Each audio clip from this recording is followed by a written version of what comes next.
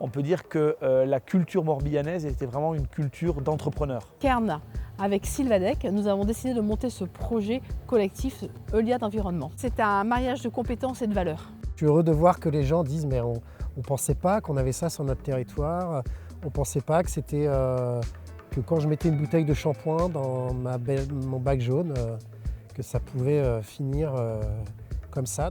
C'est une forme effectivement de pédagogie sur l'environnement puisqu'en fait beaucoup de gens ne savent pas ce que viennent leurs déchets, ce qu'on en fait derrière, comment il est travaillé et puis ce à quoi il peut servir concrètement justement lorsque celui-ci est recyclé. On s'est lancé dans un beau projet, on récupère des balles qui sont issues de nos bacs jaunes. On va sortir le polyéthylène, le polypropylène pour pouvoir le réutiliser ensuite dans la plasturgie. C'est vrai que le recyclage, on en entend parler depuis quelques années, mais on ne voit pas l'envers du décor, etc. Et puis voir des usines comme ça se monter, voir qu'on peut revaloriser le plastique, etc. Franchement, c'est super intéressant. Ouais. Quelle belle réalisation! Ah ouais, vraiment, de voir une usine comme celle-ci avec, qui va permettre de recycler et puis du coup des débouchés pour supprimer de la matière vierge en fait, dans des procédés plastiques. Vraiment très très intéressant. C'est un vrai plaisir d'être là parce que c'est rare qu'on crée une usine sur le territoire avec tous les emplois qui vont avec.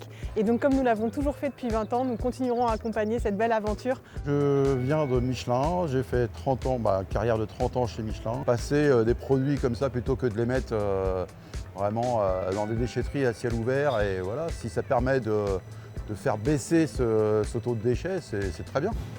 Donc Euliad, c'est tout simplement Cycle en breton, un projet qui s'inscrit dans l'avenir, un projet qui porte des valeurs d'écologie, de durabilité, d'innovation. Est-ce qu'il y a du recyclage de plastique en Bretagne? Il n'y en a pas beaucoup quand même. Il y a une vraie complémentarité, on parlait de symbiose tout à l'heure dans les discours, mais c'est vrai que ça marche et que ça a bien marché. Et que ça a marché très vite surtout. Moi je suis impressionné du délai que nous avons mis pour faire ça. Moins de 3 ans pour réaliser ça, c'est incroyable. L'ouverture d'une industrie, c'est un jour très heureux. C'est un jour très heureux évidemment pour l'économie, pour l'emploi. Nous pouvons faire toujours mieux pour renforcer notre souveraineté économique, innover encore et toujours, créer de l'emploi et être exemplaire sur le plan environnemental. Chaque territoire est important et on doit s'adapter à chaque territoire avec les collectivités locales. Vous voyez, ce dernier kilomètre est important. On peut avoir des choses centralisées, mais après ce qui est important, c'est le contact humain sur les zones, la relation sur le terrain qui est importante avec les personnes et les chefs d'entreprise. Et là, il y a vraiment un collectif breton qui travaille à la réussite des entreprises et tout le monde s'y met. Une action comme celle-ci me prouve au quotidien qu'on est capable de tendre vers une société avec moins de carbone. Demain, même si vous êtes dans le déchet, vous en sortirez des produits nobles et il y aura besoin de compétences, d'ingénieurs, etc. pour la recherche.